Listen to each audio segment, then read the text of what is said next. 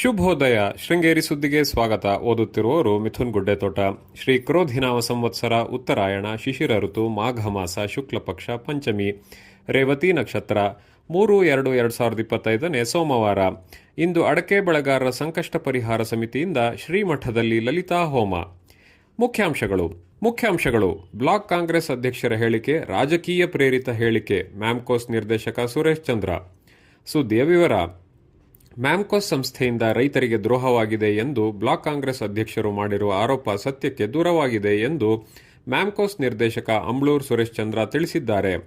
ಪತ್ರಿಕಾ ಹೇಳಿಕೆ ನೀಡಿ ಚುನಾವಣಾ ದೃಷ್ಟಿಯಿಂದ ರಾಜಕೀಯ ಪ್ರೇರಿತ ಹೇಳಿಕೆ ನೀಡಿರುವ ಅವರ ತೋಟದಲ್ಲಿ 2023 ಆಗಸ್ಟ್ನಲ್ಲಿ ಕೆಲಸ ಮಾಡುತ್ತಿದ್ದ ಬೆಳ್ಳಪ್ಪನವರಿಗೆ ಮರ ಬಿದ್ದು ಗಾಯಗೊಂಡಿದ್ದರು. ಅವರಿಗೆ ಎನ್ಆರ್ಪುರ ಸರ್ಕಾರಿ ಆಸ್ಪತ್ರೆಯಲ್ಲಿ ಚಿಕಿತ್ಸೆ ಕೊಡಿಸಿದ್ದು, ಆಸ್ಪತ್ರೆಯಿಂದ ಚಿಕಿತ್ಸೆಯ ಬಿಲ್ ನೀಡಿಲ್ಲ. ಆಸ್ಪತ್ರೆಯ ಪರೀಕ್ಷಾ ವರದಿಯನ್ನೂ ನೀಡಿಲ್ಲ. ಅಗತ್ಯವಿರುವ ದಾಖಲೆಯನ್ನು ನೀಡದಿರುವ ಹಿನ್ನೆಲೆಯಲ್ಲಿ ವಿಮಾ ಕಂಪನಿಯು ₹2,300 ಪರಿಹಾರದ ಚೆಕ್ ನೀಡಿದೆ. ಈ ಚೆಕ್ ಅನ್ನು ಅವರು ತಿರಸ್ಕರಿಸಿರುತ್ತಾರೆ. ಸರಿಯಾಗಿ ದಾಖಲೆ ನೀಡದ ಎಚ್ಎಂ ನಟರಾಜ್ ಅವರೇ ಇದಕ್ಕೆ ಜವಾಬ್ದಾರರು. ಈ ವಿಷಯಕ್ಕೆ ಸಂಬಂಧಪಟ್ಟ ಎಲ್ಲಾ ದಾಖಲೆಗಳು ಸಂಸ್ಥೆಯಲ್ಲಿ ಲಭ್ಯವಿದೆ. ಇಂತಹ ರಾಜಕೀಯ ಪ್ರೇರಿತ ಹೇಳಿಕೆಯನ್ನು ಬಿಟ್ಟು ರೈತರ ಪರವಾದ ಯೋಜನೆಗೆ ಸದಸ್ಯರು ನಿರಂತರವಾಗಿ ಬೆಂಬಲಿಸಬೇಕು ಎಂದಿದ್ದಾರೆ.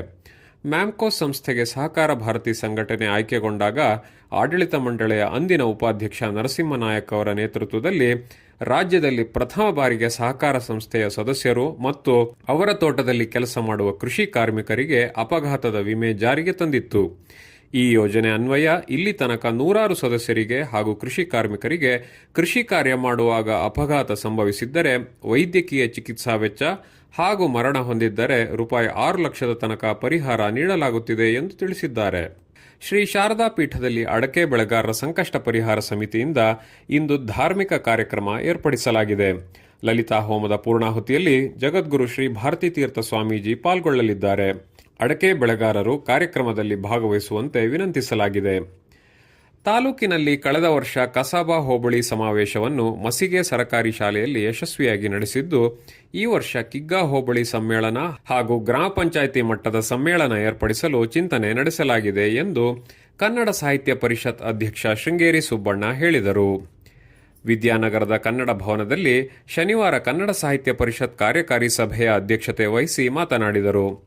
ಸಭೆಯಲ್ಲಿ ಸರ್ಕಾರಿ ನೌಕರರ ಸಂಘದ ಅಧ್ಯಕ್ಷ ನಾಗೇಶ್ ರವರನ್ನು ಅಭಿನಂದಿಸಲಾಯಿತು. ಸಭೆಯಲ್ಲಿ ಶ್ರೀಧರ್ ರಾವ್, ನಾಗೇಶ್ ಕಾಮತ್, ಯೋಗಪ್ಪ, ವೆಂಕಪ್ಪಾಚಾರ್ಯ, ಅಂಗುರುಡಿ ದಿನೇಶ್, ಸುಮಂಗಲ, ಶಿವಾನಂದರಾವ್, ಪೂರ್ಣಿಮಾ ಸಿದ್ದಪ್ಪ, ಉಳುವೆ ರಮೇಶ್ ಇದ್ದರು.